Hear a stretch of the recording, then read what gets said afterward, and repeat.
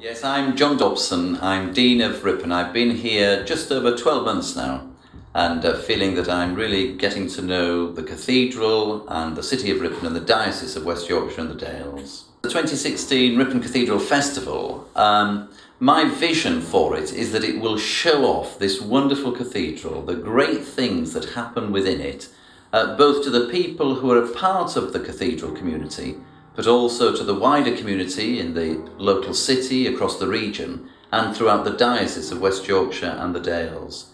The idea really developed in my mind shortly after I arrived here at the cathedral in May 2014.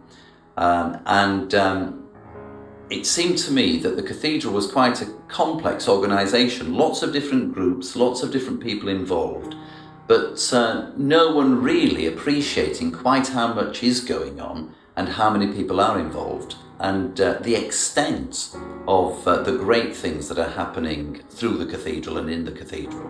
So it seemed to me what would be good would be to have a weekend when we just celebrate the life of the cathedral and enable people to discover something of what is going on here and what the cathedral is about and stands for and is trying to achieve. And so we're calling this festival Ripon Cathedral Revealed.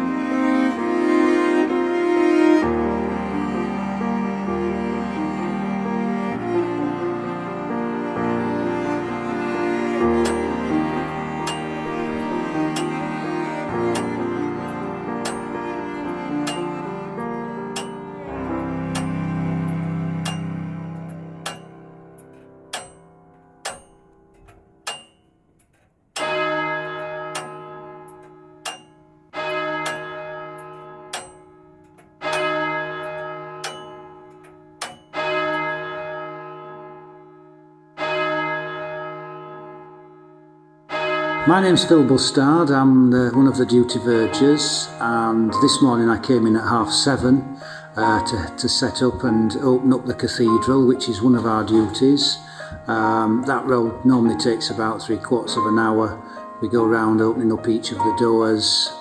We then sort of look at the lighting sequences appropriate for the various services. We check candles, we check soundboard, psalms, whether or not hymns are required, and generally set the scene before the first service starts.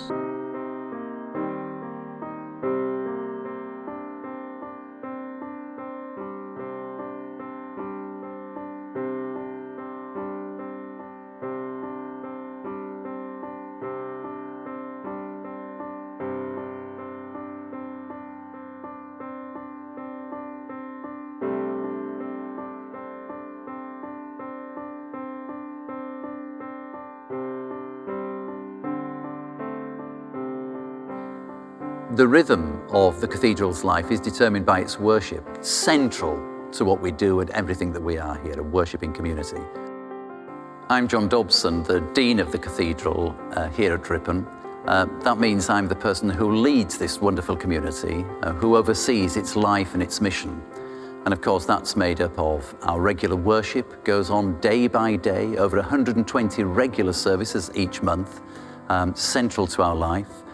The mission, the service that we give to this city and to the region, this diocese, and also the care of this great historic building, a gem. We have to care for that, and we have to welcome and host thousands of visitors through the year and share with them some of the great story that this cathedral is and stands for. So my role is about overseeing all of that. I can still remember my first visit to Ripon Cathedral. I was a boy, brought up in the Diocese of Ripon, in a village just outside Leeds. So this was my cathedral, and my local rector decided that he wanted to bring a group of people to spend an afternoon in the cathedral. We came on a coach, I still remember it.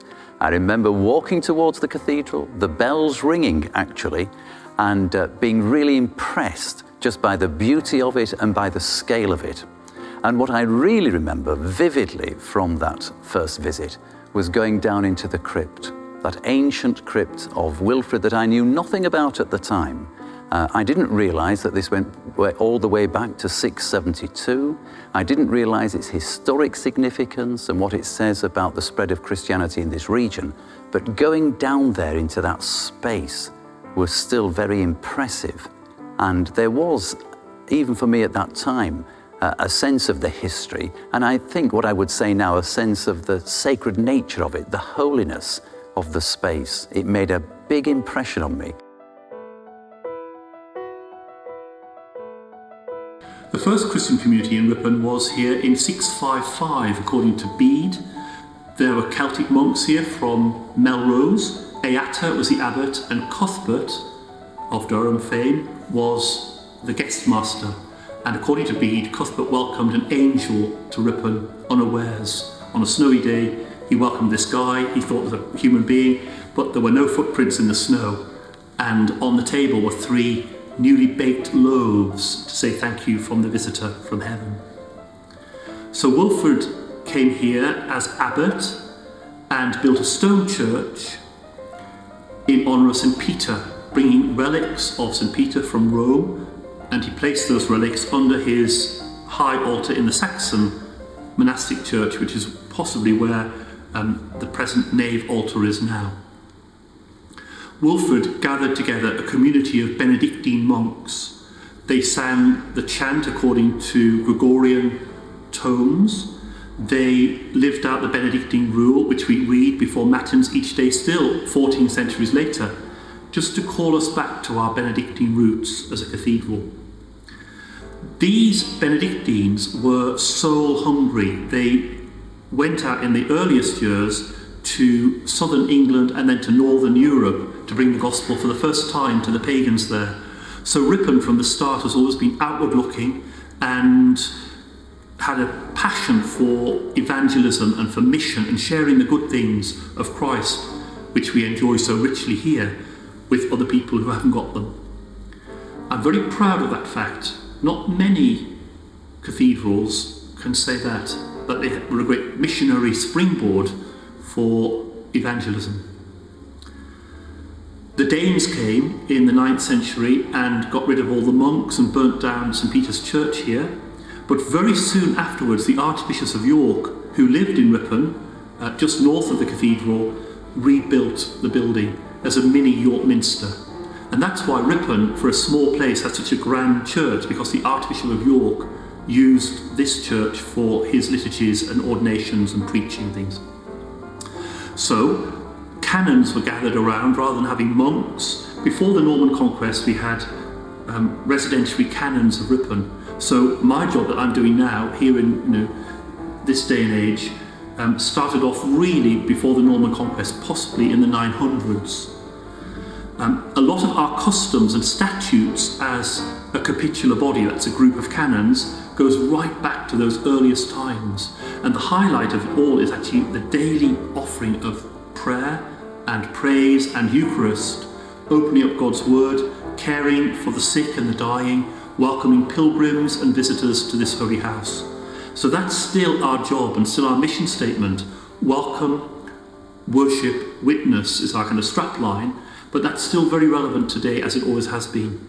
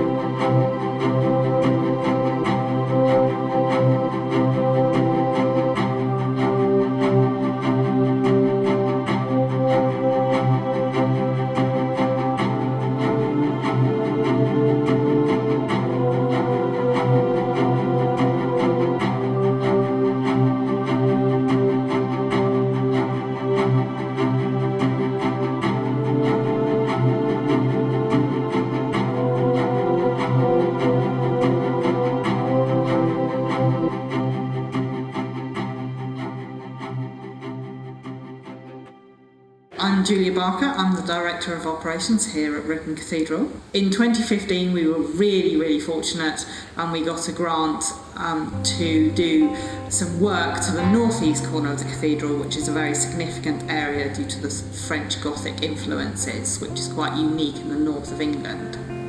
We got £354,000 to do that corner, which sounds an awful lot of money, and it is, it's fantastic, but when you're spending £60,000 just to put the scaffolding up, it is, it all of a sudden doesn't seem that much.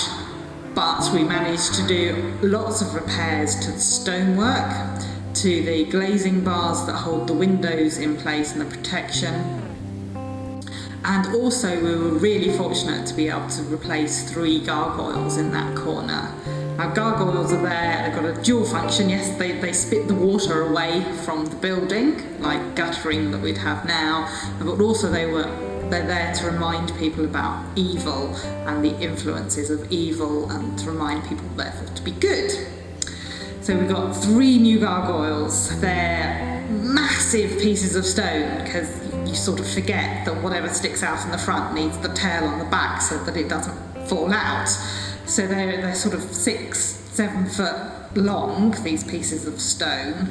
Very big, very fat. We're talking sort of 1.5 tons worth of stone, incredibly heavy. We had 3 amazing carvers. 2 of the designs were their own, and they did a competition to pick who we should have. And so we've got a bat and a sick woman on one side, and then the 3rd gargoyle was carved following the designs of the one that was already there. One of my joys of the project was to be able to get up really close to the stonework and see it all, see the guys working, all the amazing work they did. Just, it's a single block of stone that might go in, but the love and the care that goes into it. And when you see them just do some straight carving, nothing ornate, just the skill that they have is unbelievable. But when you get a chance to see the actual carving, It's just amazing. You know, they're almost tactile. You know they're a lump of stone, but you almost think that they're going to move any minute because they're just absolutely fantastic.